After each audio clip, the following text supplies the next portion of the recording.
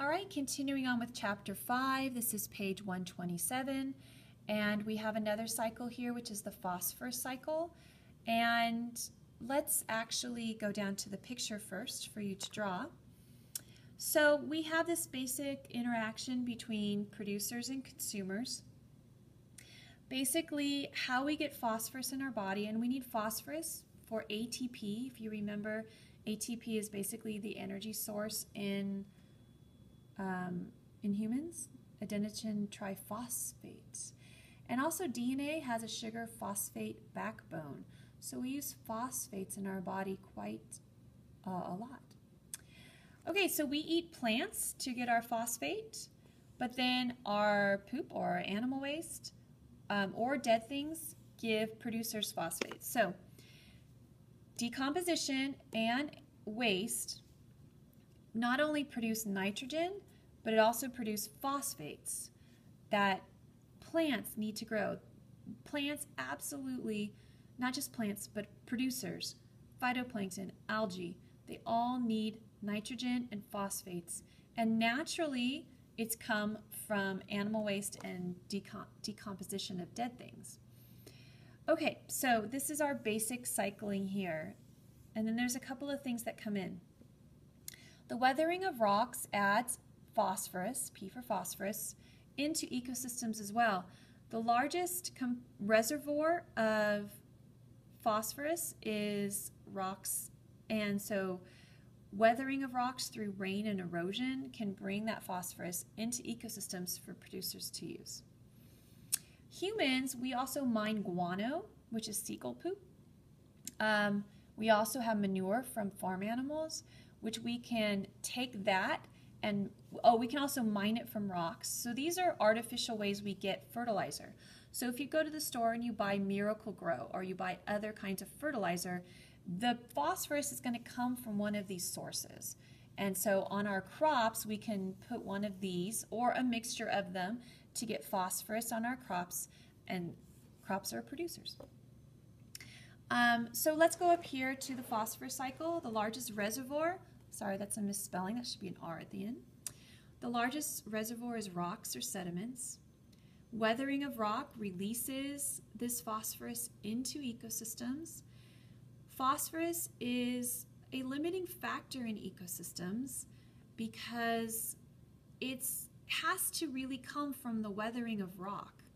And so it's released slowly through weathering, and so the initial phosphorus comes into ecosystems through weathering, and then it can be cycled from that point through waste and decomposition, but the initial phosphorus has to come from the weathering of rocks. And so it's a limiting factor. It's limited in our environment.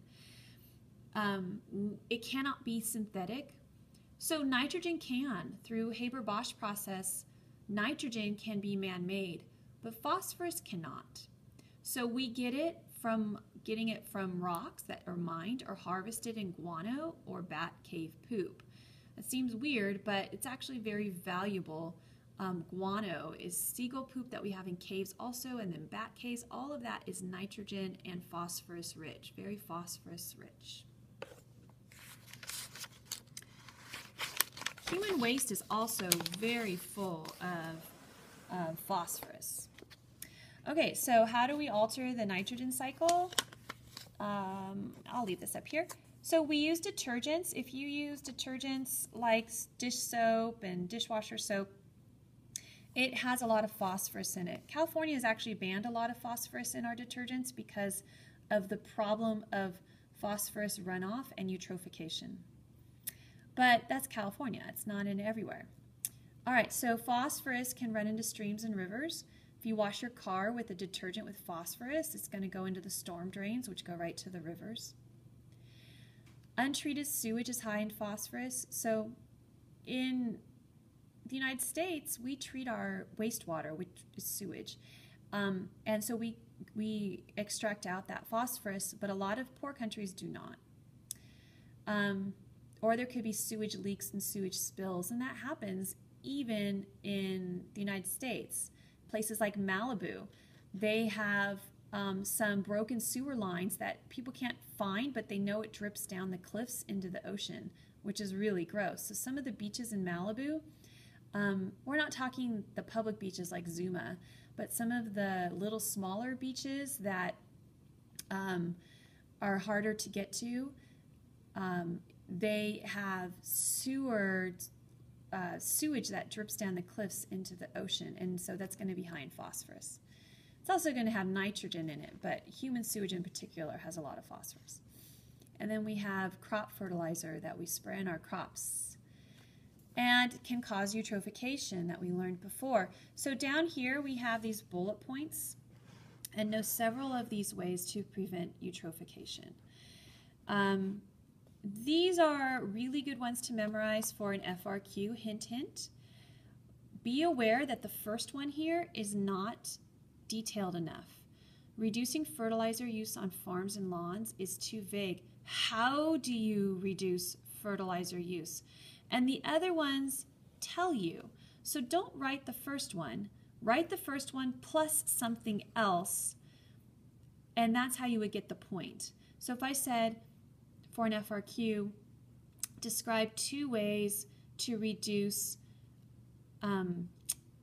nutrient runoff into the Gulf of Mexico or the Chesapeake Bay, or to prevent eutrophication. You would want 2 of these kinds of things. The first one is too vague, so you would want the first one plus something else and then something else. And so that's a hint for an FRQ. And that's it for Chapter 5.